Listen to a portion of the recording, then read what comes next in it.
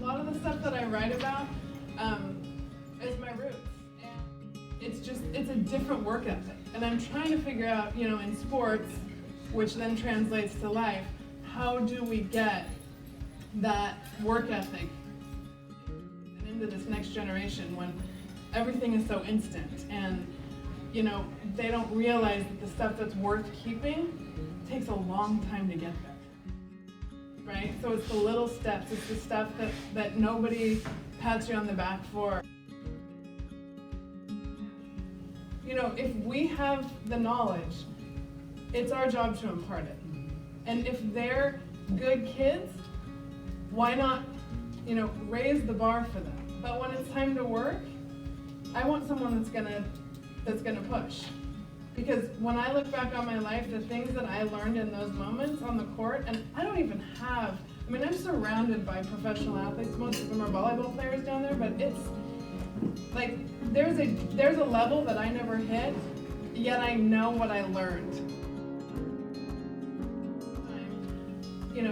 You want to be that contributor. Like, what's the heart of a champion? But he came off the court and immediately he's trying to find how he can add value out into it. Let me pump up my teammates. Let me tell the kid who's coming in for me, a little 2 cents. And that's the reason he ends up being long-term successful versus the long. That you don't ever compare yourself to somebody else. Being long-term successful versus a lot of these kids who are good when they're 12 because they're the most physical player, and then they kind of fall off because they think that's going to carry on. Or a lot of the kids who don't have any confidence in their ability to be successful because their coach tells them that they're the DS and they're not the person who should be. Right? Because at the end of the day, and that's where I think we get into trouble with the instant gratification, is that what we realize is we are a sum of all of our small choices. And it's so hard to see that as a teenager because everything feels so free. And it's so weird to be 44 and have a kid who's turning 19 and go, I can tell her, I remember conversations that I had at 19 and they feel like they were yesterday,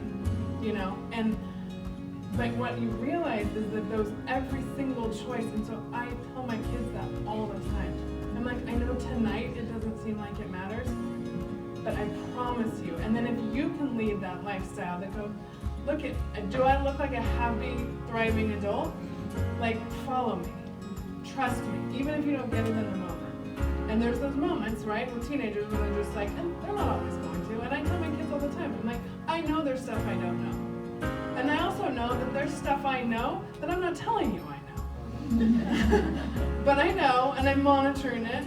But, you're at an age, like, that's how you learn to live. Like, do we want to turn our kids out, throw them into college having never experienced a little bit of freedom, a little bit of, do I cross that line? Now, I think it was my brother-in-law that coined the term the navigational beacons. But you got to keep it within the navigational beacon. So do we teach our kids there are big things that you can do that will really take your life off course? I focus on that, but it's those little choices, right? And then we have to make those little choices.